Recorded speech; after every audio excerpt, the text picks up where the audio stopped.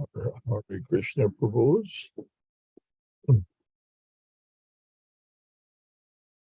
Again.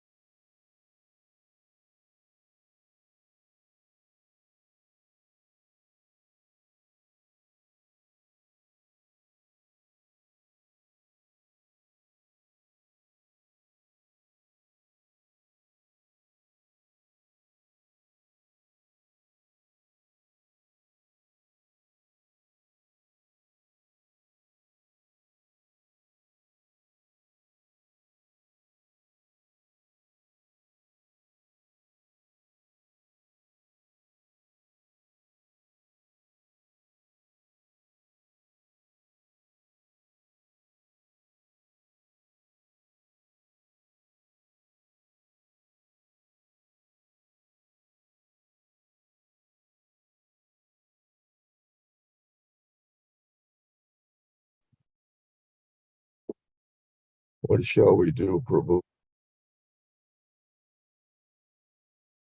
7:23. There is precious little time for hearing Srimad Bhagavatam.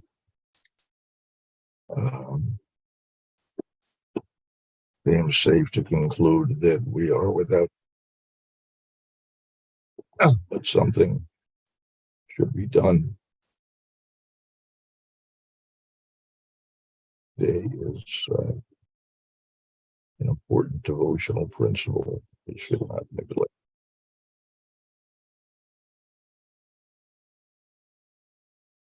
Any suggestions that anyone would like to volunteer to speak something?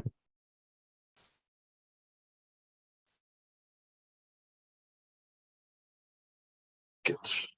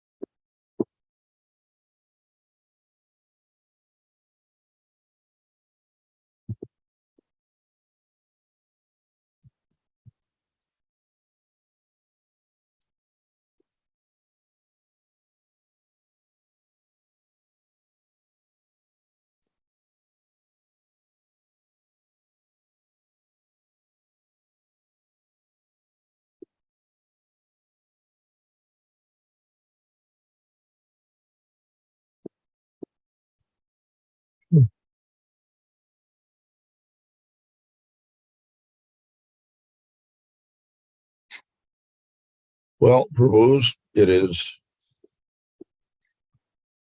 7:26. It's very little time remaining. I'm gonna go ahead and read the text and purport. I'm going to skip the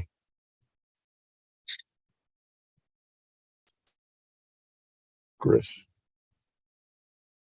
Just very little time. So we're reading Bhagavatam, fourth canto, the creation of the fourth order, chapter 31. Narada instructs the Prachetas, text number 21.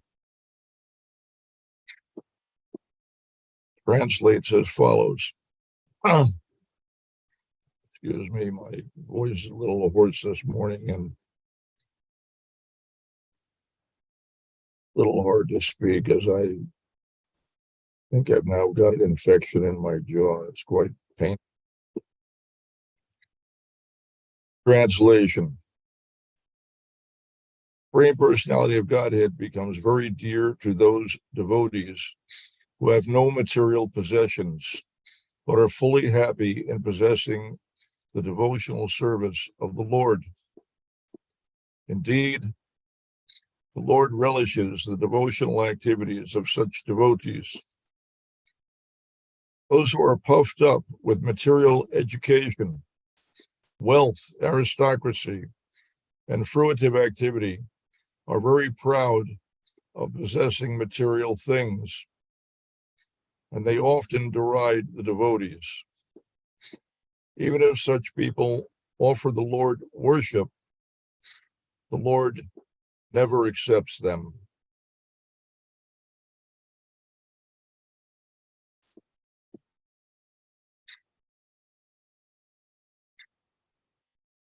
Go to Prabhupada's purport. The Supreme Personality of Godhead is dependent on his pure devotees. He does not even accept the offerings of those who are not devotees. A pure devotee is one who feels he does not possess anything material.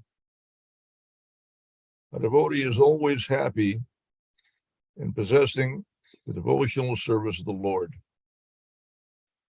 Devotees may sometimes appear materially poor, but because they are spiritually advanced and enriched, they are most dear to the Supreme Personality of Godhead.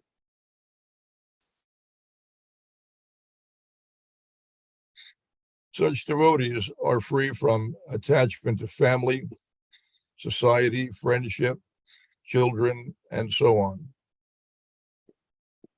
They abandon affection for all these material possessions and are always happy in possessing the shelter of the lotus feet of the Lord.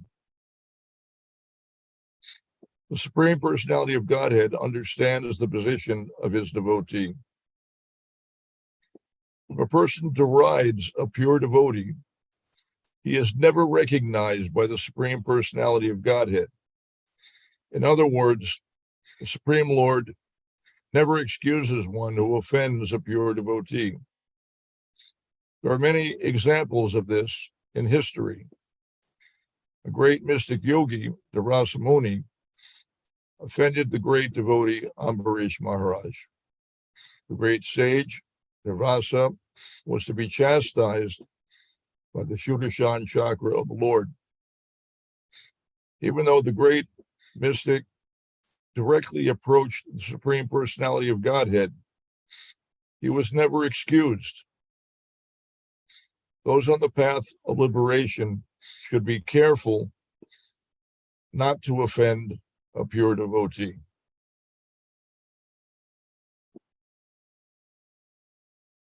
Om Jnanatamrandasya Gyananjana Shalakaya Chakshum Mritam Jena Tasmai Shri Gurave Namaha. Nama Om Vishnupadaya Krishna Prasthaya Srimati Bhaktivedanta Swamini Kinamani Namaste Saraswati Devi Gauravani Pracharne Nirvashesha Shunyavadi Paschatyadi Shatarne.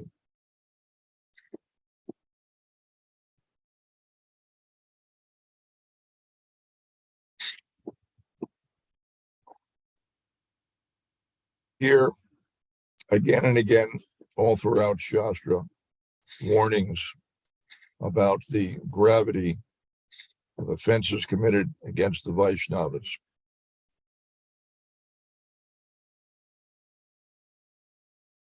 This purport, Srila Prabhupada repeatedly makes reference to offenses committed against pure devotees. Sometimes devotees reason that it is okay to be offensive towards someone who is not a pure devotee. Trust me, I've seen this many times. Hard to believe, but it's true. Some people make that distinction somehow or other. They decide, I can be offensive towards this or that devotee because, after all, this devotee is not a pure devotee, so I don't have to worry about any repercussions. But this is utter nonsense. A pure devotee is variously defined in Shastra and by our acharyas, and sometimes rather loosely defined. Srila Prabhupada, in some places, describes even a fallen individual as a pure devotee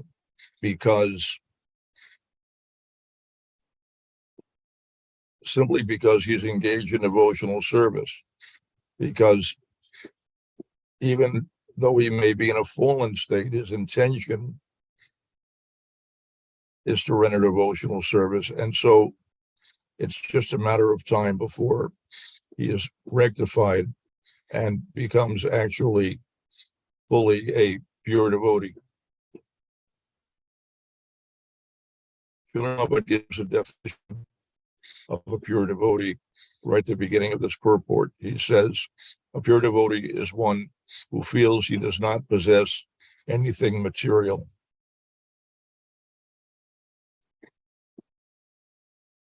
Well, lots of individuals may feel that they possess nothing material, amongst devotees at least. The non-devotees always feel that they have something. Devotee may actually recognize the fact that apart from devotional service, he really possesses nothing.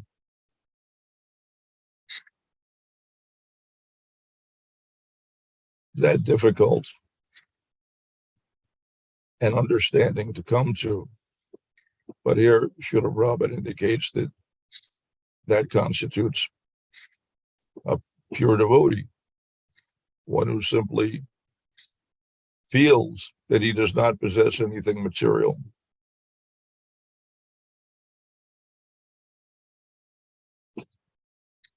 You could understand that in a few different ways. Not possessing anything material could mean that you are materially impoverished, or a devotee may recognize the fact that everything material is not his property, that everything is Krishna's property.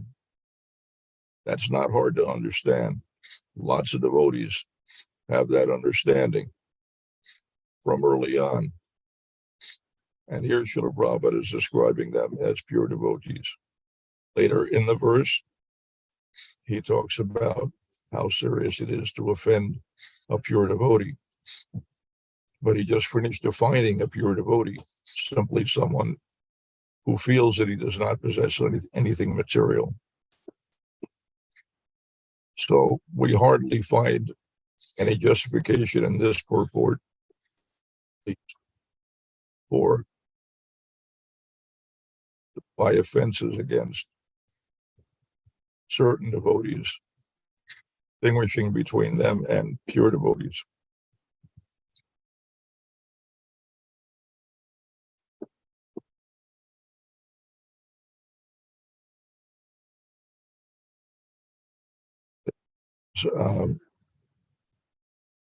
Volumes, it could be said, on this topic.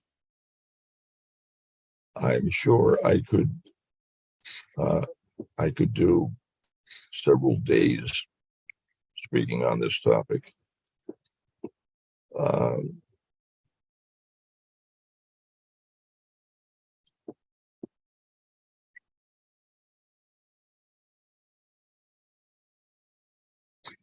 There is in Sri Chaitanya Bhagavat a description that practically is identical to what we find in this verse.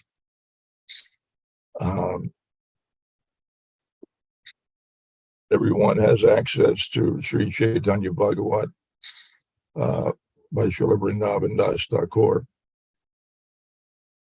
It is a monumental work.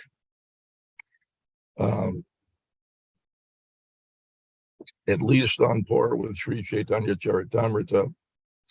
Some would say it is more significant than Sri Chaitanya Charitamrita.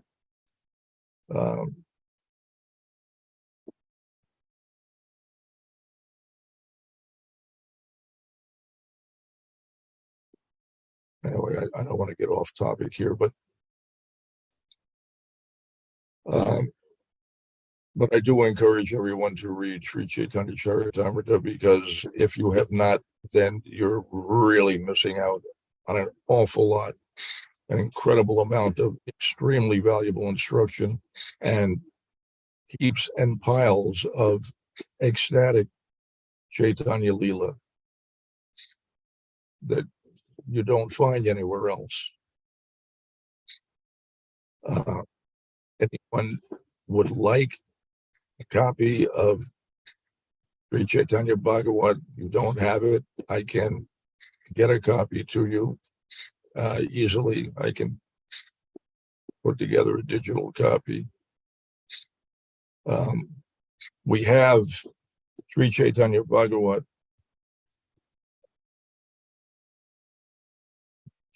published with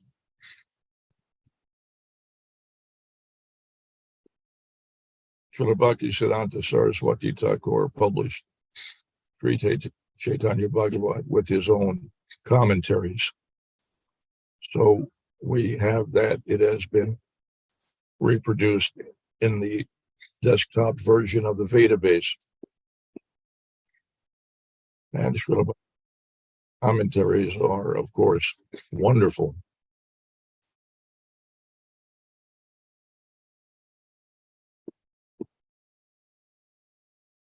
Read a few passages from Sri Chaitanya Bhagavat.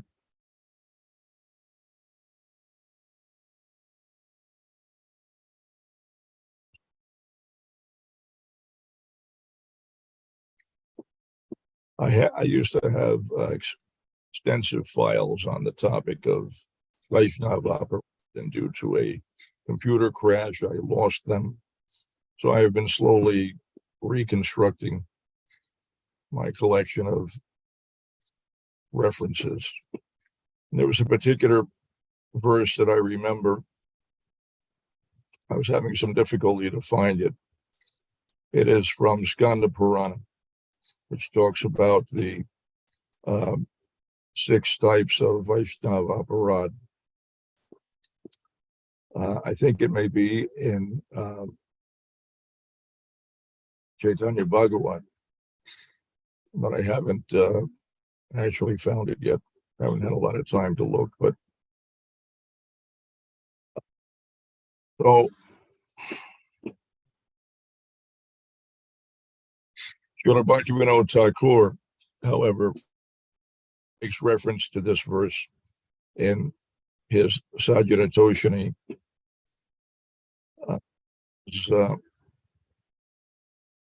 Although offenses are of many kinds, they are mainly divided into 3 categories: Vaishnav aparad, Seva aparad, and Nam aparad. Oh, excuse me. Skanda Purana, in the Skanda Purana, the 6 Vaishnava aparads are listed as follows. First is to actually kill a Vaishnava. Next, to blaspheme a Vaishnava. To hate a Vaishnava. To not offer respect to a Vaishnava. To display anger to a Vaishnava. And finally, to not feel happy on seeing a Vaishnava. By committing these offenses, one certainly falls down. No practitioner of devotional service should commit these offenses.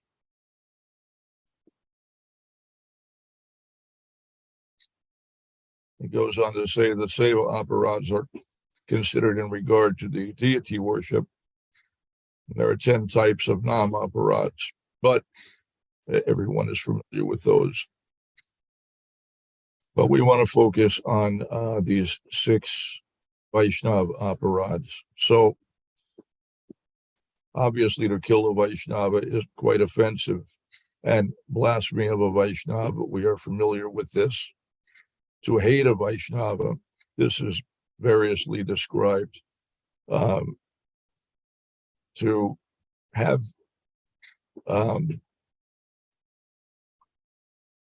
without acting externally, simply to harbor ill will within your mind, to have a grudge, just simply to dislike a particular devotee. This is Vaishnava aparad. And like we know, Thakur says to not offer respect to a Vaishnava. In some translations, this is indicated to mean to fail to actually offer obeisances to a Vaishnava. In ISKCON, prior to Srila Prabhupada's disappearance, devotees doubt this story when I tell it, but I swear to you, it's true. We all had a callus on our forehead, right at the top of our forehead, from offering our obeisances to all the devotees every day. Every single day, every devotee offered his obeisances to every other devotee that he encountered. Didn't matter how senior the devotee was, everyone offered their obeisances to everyone indiscriminately. That was the practice. It was a good practice. By that practice, it becomes easy to cultivate an attitude of humility and respect for all of the Vaishnavas. Another good practice, super valuable, is to by the devotees, even in your mind, just to appreciate devotees. Think about whatever you can find. Think about every good and positive thing you can think of about a particular devotee, especially if you're having problems in dealing with a devotee. If you have some harsh feelings towards a particular devotee, for whatever reason, practice trying to appreciate that devotee. Learn everything you can about what they have done in their lives by way of devotional service, the austerities that they have performed, the sacrifices they have made, all the different types of services that they have done, every positive thing that they have done, and appreciate that, dwell on that, meditate on those things, and neglect any other kind of thought.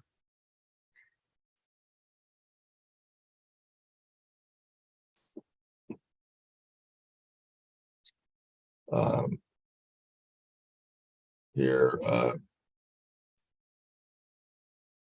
Haley is asking that is it possible to find Chaitanya Bhagavat, Vishnu Bhakti Siddhanta Thakur's purports on a mobile device?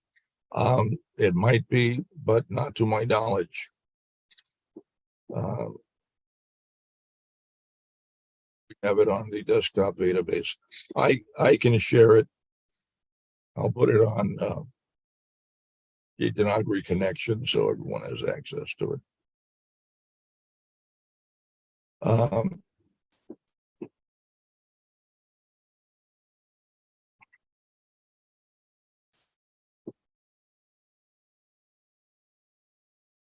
Tirtha Swami.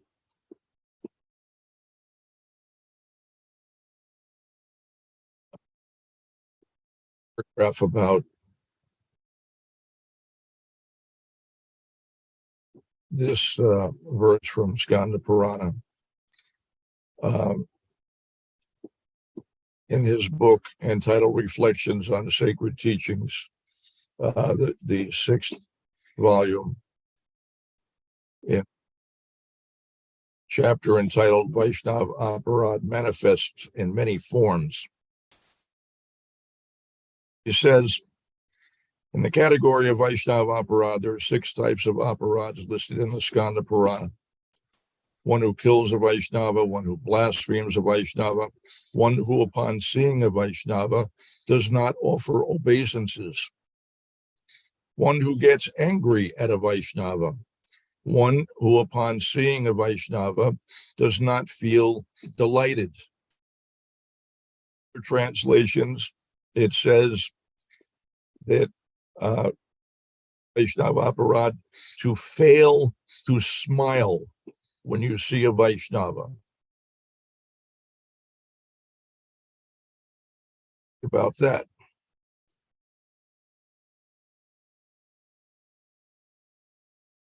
6, one who thinks ill of a Vaishnava in the mind.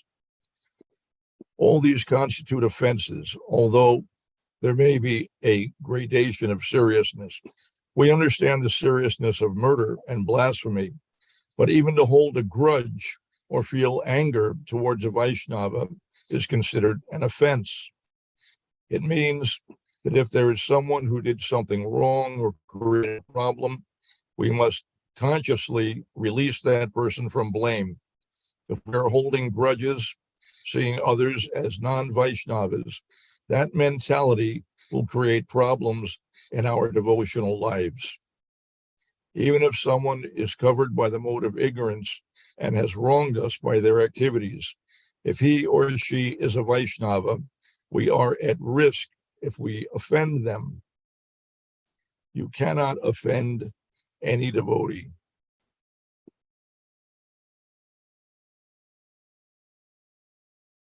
I'm still trying to learn this, but in 50 years, I've seen a lot of things. I've seen what happens when even the youngest smallest, newest, seemingly insignificant devotee is somehow neglected, disrespected, or offended in some way. Devotees' spiritual lives are devastated. As Bhaktivinoda Thakur describes.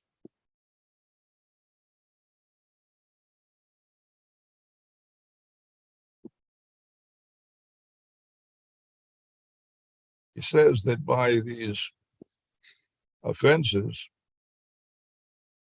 here we are, by committing these offenses, one certainly falls down. Sometimes devotees fall down. They wonder why. Sometimes they feel weakness in their Krishna consciousness, and they are subject to. There are various ways that one can fall down, but a quick and easy way, wanted to fall down, nobody wants to fall down, but if you wanted to fall down, quick, simple way is just offend a Vaishnava. You are sure to fall down. And unfortunately, that's just the beginning. Falling down is just the first effect. It gets much worse than that. Shastra describes some terrifying and grave consequences for Vaishnava aparad. It's extremely serious. Falling down is the least of the problems, perhaps.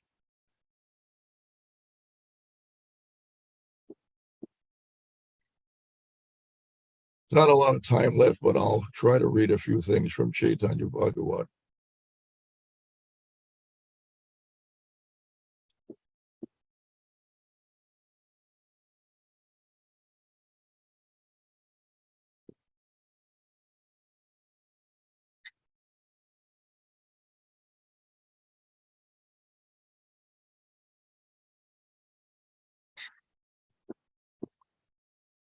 I think you will quickly recognize the similarity between these texts and today's Srimad Bhagavatam text.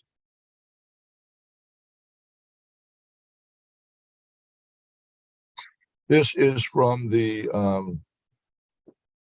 Madhya Kanda of Chaitanya Bhagavat, chapter 9.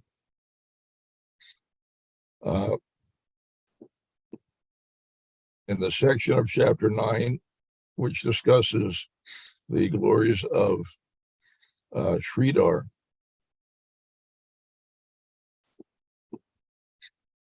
Sridhar was rather poor. He subsisted by selling banana leaf plates. His income was quite meager, but he was blessed by Lord Chaitanya with devotional service. That was his wealth, and it was very substantial wealth.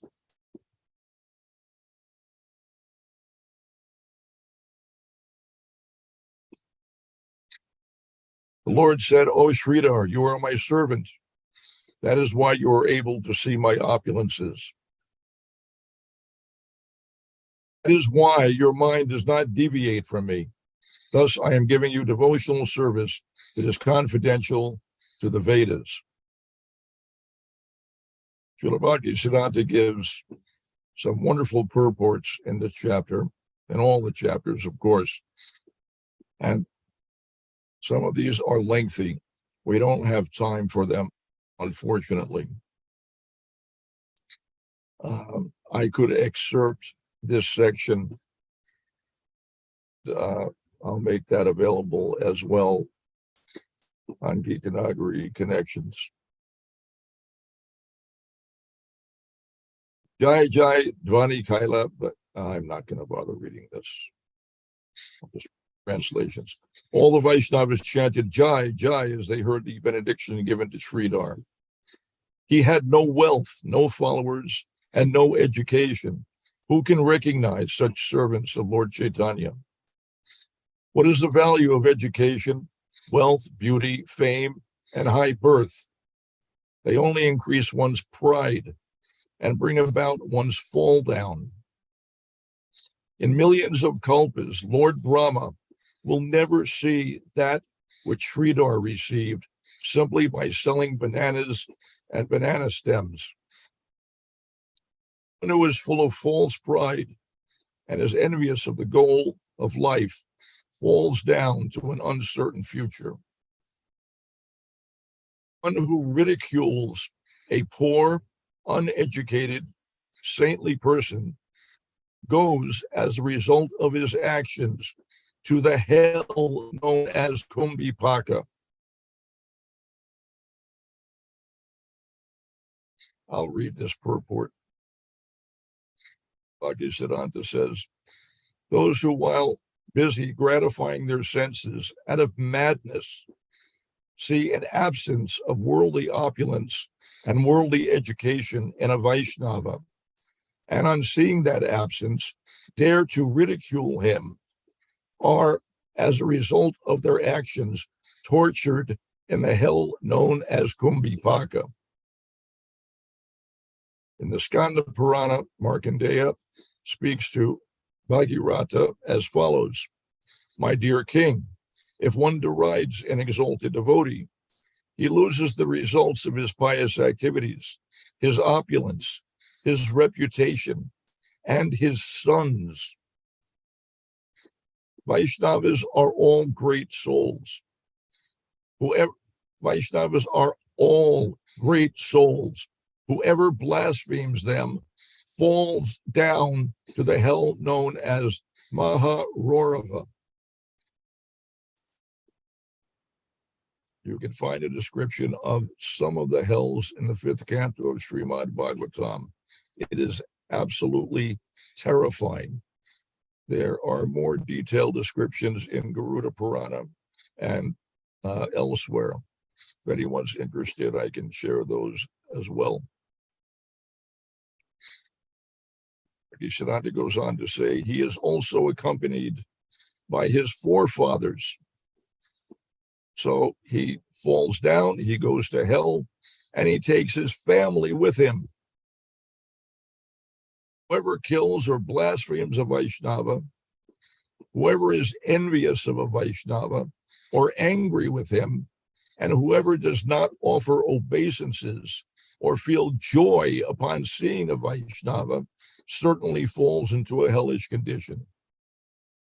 If you have in your life a particular devotee that just irks you, someone that you think, geez, I really wish I didn't have to deal with this individual. It would be really nice if they would move to another temple.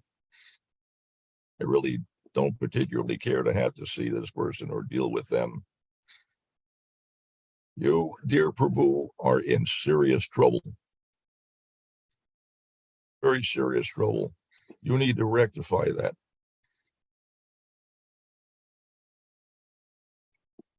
If you don't feel delighted upon encountering a devotee, you are in a diseased condition of consciousness, a disease which carries with it terrible consequences.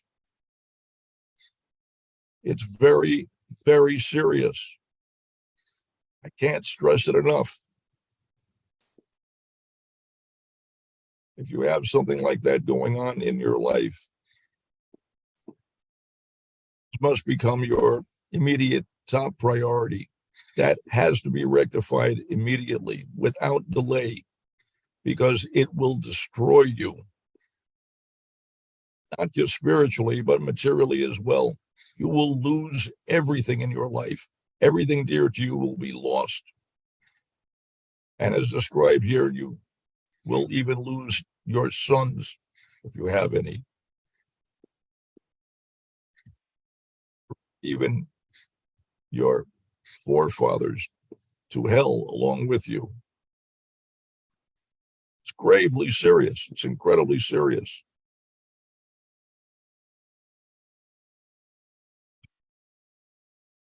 Who has the ability to recognize a Vaishnava. Although a Vaishnava possesses all perfection, he appears to be afflicted.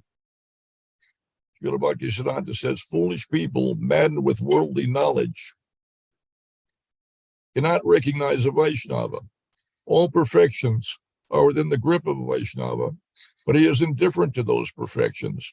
Therefore, in the vision of foolish people, he is completely distressed and afflicted. So, to the untrained eye, a devotee appears to be materially bereft, uneducated, afflicted with disease, perhaps, or other sorts of distressful conditions. Who are not devotees cannot appreciate the actual wealth of a devotee. They can't appreciate who and what a devotee really is. And so they commit terrible offenses.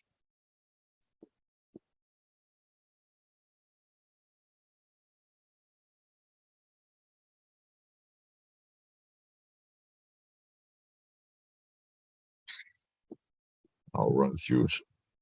Actually, I should probably just stop.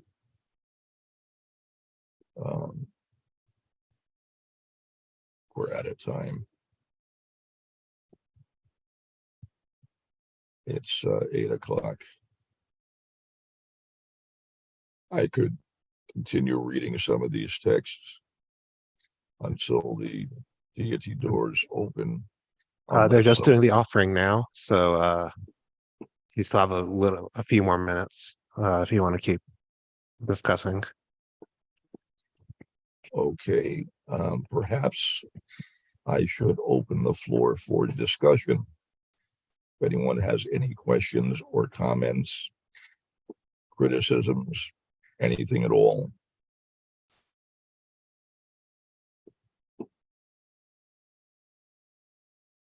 Anybody? Hare Krishna, Prabhu. This is Leela Dasa. May I ask a question, please? So, regarding Vaishnava offenses, the, let's say, effect of them, they can go through many lives, but we even do not remember it. How we can rectify those offenses which we even do not remember, even in that lifetime, sometimes just not on purpose and even not knowingly, we do commit offenses towards other devotees. How to rectify those? Just make sure that it doesn't stop advancement in Krishna consciousness. Thank you very much. That's a really wonderful question. That's a very serious issue. Sometimes we commit offenses unknowingly. Sometimes we committed offenses so far in the past that we can't remember what we've done, even in previous lifetimes. But the effect is there anyway. Sometimes we see that devotees are subject to all kinds of extraordinary fortune in their life. Sometimes that may be because of offenses they have committed previously. One thing is certain. If you offend a devotee, you need to rectify that situation immediately before something happens and it becomes impossible to do that. If you offend a devotee and subsequently that devotee leaves his body and you don't get the chance to gain his forgiveness, you're in a real pickle. You'll have to suffer the consequences, and there is nothing you can do about it. There's no solution. People suffer terribly. Very serious. You can't neglect it. You can't let it go. Sometimes things have happened in our past that we can't remember. What can you do? You pray to Krishna. Please, Lord, forgive my offenses. And for those instances in which I have offended a devotee, I can no longer remember what I've done. Please, somehow or other, give me a means to atone for this offense. Give me somehow a way to rectify myself and to reconcile with whomever I have offended. Give me a chance somehow or other. What can you do? Pray for Krishna's mercy. Hope against hope that somehow or other Krishna may somehow make some sort of an arrangement for you. Because it can absolutely happen that you get stuck in a condition in which you have no options. There is nothing you can do. It's too late. It's very, very serious.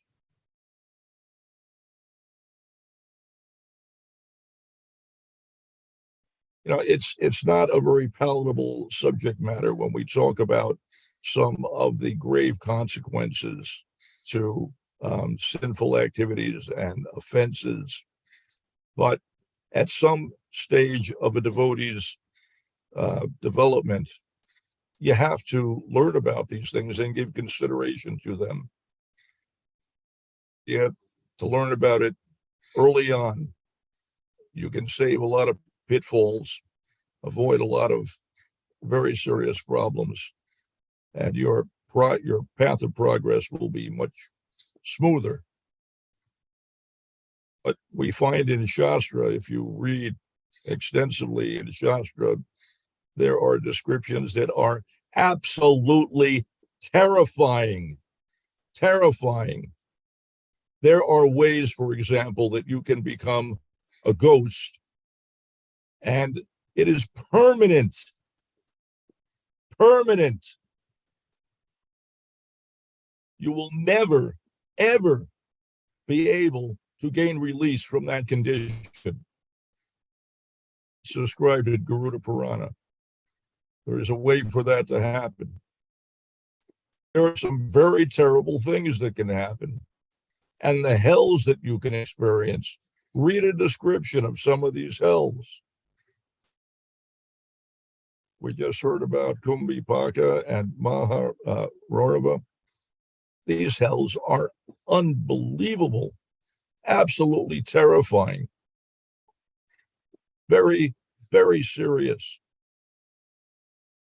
If you do nothing else in the course of your spiritual life, in the course of your devotional service, at least commit no offense.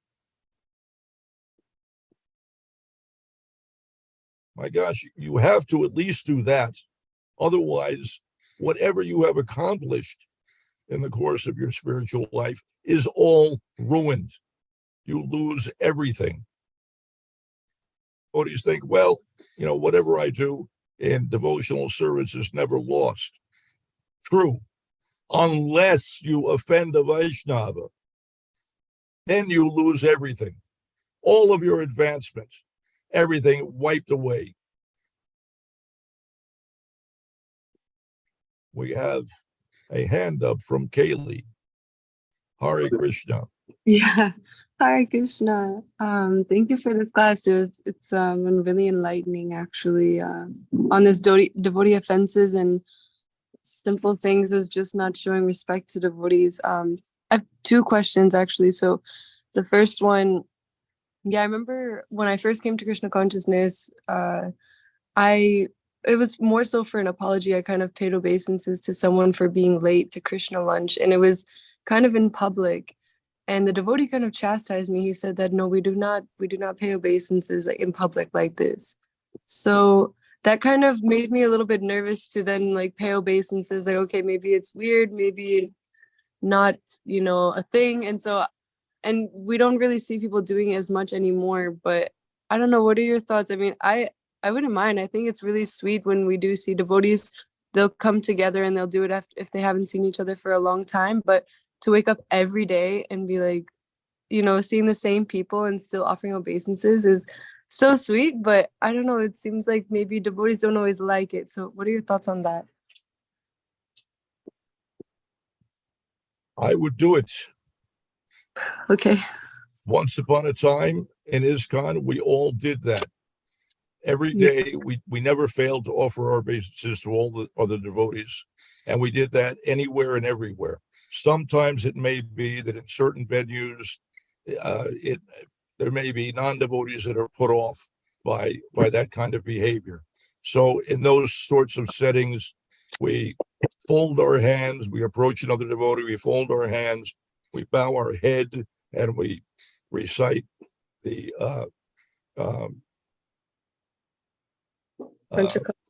yes. Vachikalpatirubhyacha kripasinubhyevacha patitanam bhavanebhyo vaishnavebhyo namo namaha. And Right. that doesn't bother anybody. Jai Shri Shri Radha Damodar. Hare Krishna. Thank you.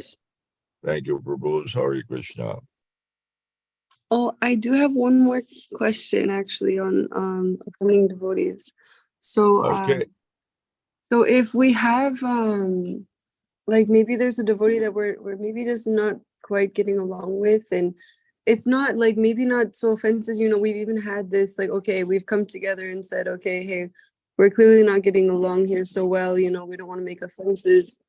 So maybe sometimes it like if we cannot get past this, like something about them is just kind of like maybe irritating, would it be best to then just take space from them and maybe not like, because it seems like maybe the relationship is better when we're not in close proximity, and would it be best to just so we don't make offenses, or should we try to overcome it even though it seems like we keep trying to do this, but something is there where it's just like we're just like getting on each other's nerves, we're like not quite seeing things eye to eye, and it's creating this tension mood between us. And so I don't know, it seems like it could be best, sometimes like to have a relationship from a distance and just not being, yeah, what are your thoughts on this?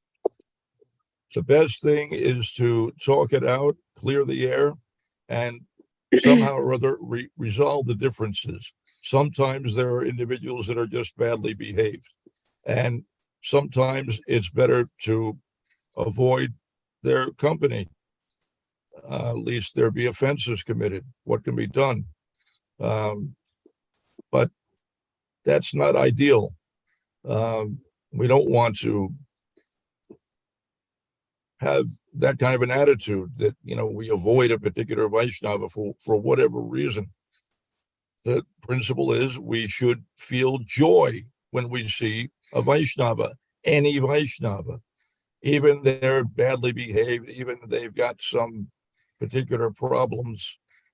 We overlook the faults and try to appreciate what is good and positive. That's the practice. You practice appreciation. Okay. We have devotees in our community who are quite adept at practicing appreciation. They are good models to follow. Here in our midst, we have Jagannath Pandit, his daughter, their family, wonderful family. They understand really well this principle. They appreciate devotees very greatly. They appreciate in their heart, in their mind, they're genuinely appreciative, and they express it verbally and otherwise. Practice in that way that you're safe. That will make you very safe. It inoculates you against aparad. That should be practiced. It's a fabulous way to avoid aparad. Better to avoid aparad than avoid devotees. We should be delighted when we meet any devotee. Yeah, true. Okay, thank you so much, Taraka Das. This is how you say your name, Taraka? Taraka. Taraka. Yeah, thank you so much. I really appreciate this class today. Thank you. Hare Krishna. Srimad Bhagavatam ki jai. Shri Shri Radha Damodar ki jai. Hare Krishna. Hare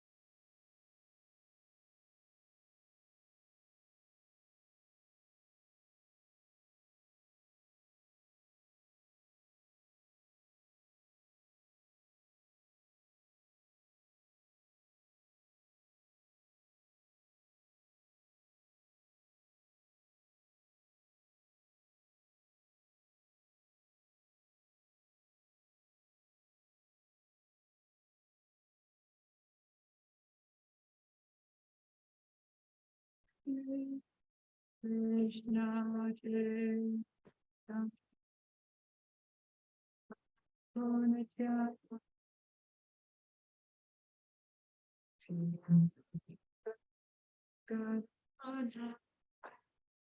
Shiva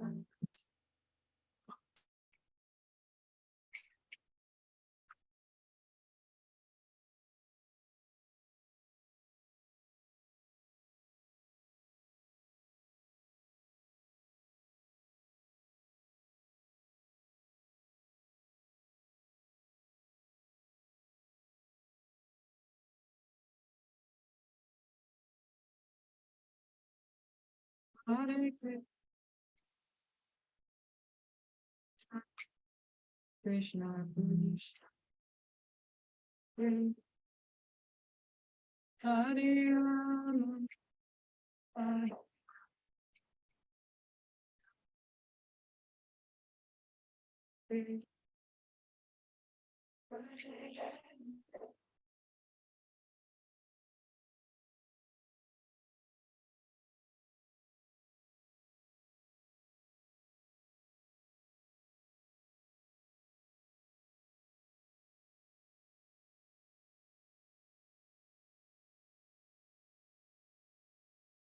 Hare Krishna Hare Krishna Krishna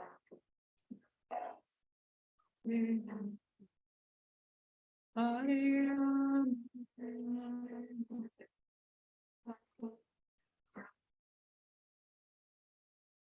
Hare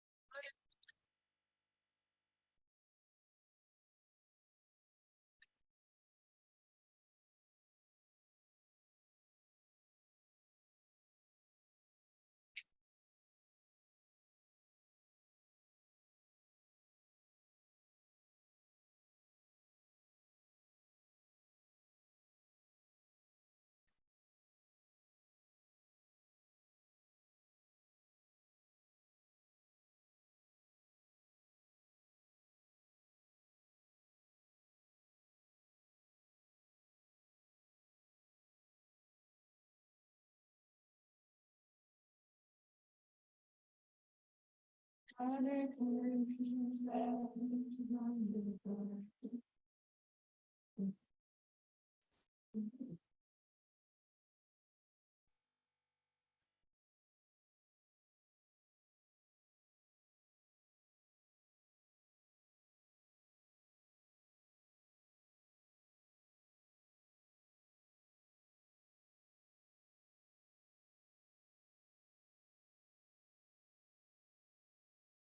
Jaya Rasta, Jaya Rasta, Jaya Shri Rasta.